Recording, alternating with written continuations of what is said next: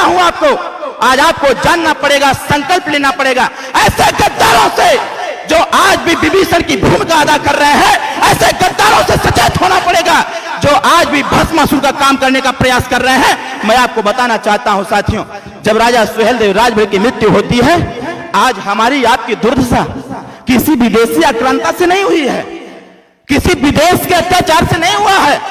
आज हमारी आपकी जो दुर्दशा है, जो हमारा राजपाट छीन लिया गया, वो कोई विदेशी व्यक्ति नहीं था साथियों। तो यही के रहने वाले जो अपने आप को सबसे बड़ा धर्म का ठेकेदार समझते हैं, उन्हीं लोगों की वजह से साथियों आपका इतिहास भी खत्म हो गया, उन्हीं लोगों की वजह से आपका साम्राज्य भी खत्म हो गया। नहीं तो मैं इसको सिद्ध करना चाहता हूं, बताना चाहता हूं।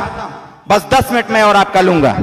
10 मिनट में मैं उन सारी चीजों को स्पष्ट कर दूंगा कि आखिर इस मंच पर बैठा वो शख्स जिसके साथ शंकर भगवान भी हैं और ओम का उच्चारण करने वाला पूरा यूनिवर्स भी साथ में है साथियों, वो व्यक्ति यहां पर बैठा हुआ है। मैं लाऊंगा उस चीज को कि यहां पर बैठा हुआ व्यक्ति कौन है जिसको लोग बहुत हल्के में लेने का प्रयास करते हैं। मैं इतिहास के साथ अपने नेता श्री ओम प्रकाश राजभर के इतिहास को जोड़ने का प्रयास करूंगा।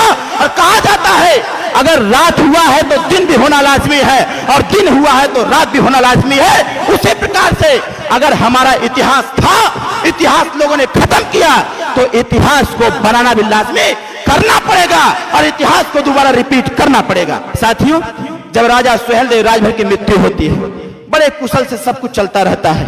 युद्ध के ही दौरान राजा सुहेलदेव राजभर अपने 22 राजाओं के साथ और 165 नागवंशी राजभर राजा थे, उनके सैनिकों के साथ एक संकल्प लिया करते थे। संकल्प क्या लेते थे? संकल्प वो ये लेते थे कि हमारी तलवार कभी भी अपने भाई के ऊपर नहीं उठेगा, हमारी तलवार कभी भी अपने भाई के ऊपर नहीं उठेगा, हमारी तलवार कभी भी इस देश जो भारत देश है इस पे किसी व्यक्ति के ऊपर नहीं उठेगा।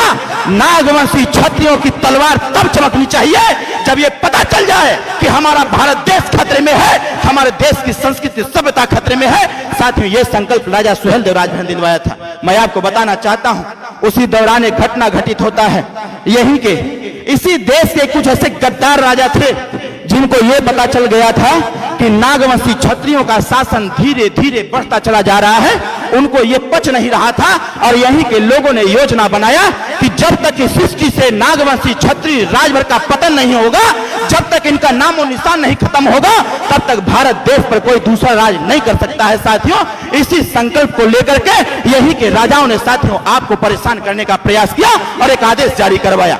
ये नागवंशी क्षत्रिय पूरे भारत में कहीं मिल जाए, आदेश दिया गया यहाँ के राजाओं के द्वारा कि अगर इनके साम्राज्य को कब्जा करना होगा, तो यहाँ के राजाओं ने आदेश जारी कर दिया कि नागवंशी क्षत्रिय पूरे देश में कहीं भी मिल जाए तो जो व्यक्ति जितना गर्दन काट करके लेकर के मेरे पास आएगा उसको उतना बड़ा इनाम दिया जाएगा।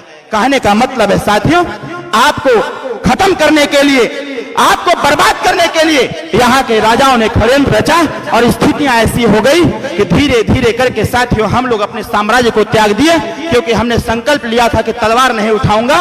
और यहाँ के राजाओं ने हमको धीरे धीरे खदेड़ने का प्रयास किए। हम लोग अपना साम्राज्य छोड़ के जंगल में चले गए, जंगल से पहाड़ों में चले गए, और पहाड़ों के बाद जो भी हिम्मत से और अपने गट्स के साथ उन लोगों से चुनौती को स्वीकार करते रहे, वही साथियों इस सृष्टि पर अगर राजभर कहने का हकदार कोई है तो वो राजभर समाज के लोग हैं जो अपने नाम के आगे राजभर शब्द जोड़ते हैं, वही इस देश के सबसे बड़े वीर सपूत हैं। साथियों, इतिहास को दोहरा रहा है। आज आपके नेता, हमारे नेता उत्तर प्रदेश में एक देश की राजनीति में भूचाल लाने के लिए जिस प्रकार से राजा सुहेलदेव राजभर जी ने 22 राजाओं का साथ लिया था, 22 राजाओं का संकल्प लिया था, उसी प्रकार से आपके नेता ने एक संकल्प लिया है कि जो लोग हम जैसे लोगों को बर्बाद करने का प्रयास किए, आने वाले समयों में ऐसे विभीषण का खात्मा होना चाहिए और ऐसे भस्मासुर का खात्मा होना चाहिए। जब तक ऐसे गद्दारों को आप खदेड़ेंगे नहीं, तब तक साथियों आपका इतिहास बनने वाला नहीं है। मैं ज्यादा कुछ नहीं कहते हुए हमारे बीच में माननीय नेताजी उपस्थित हैं, हम अपनी बात को समाप्त करता हूँ। जय सुहेलदेव, जय भारत, जय भारतीय समाज पार्टी।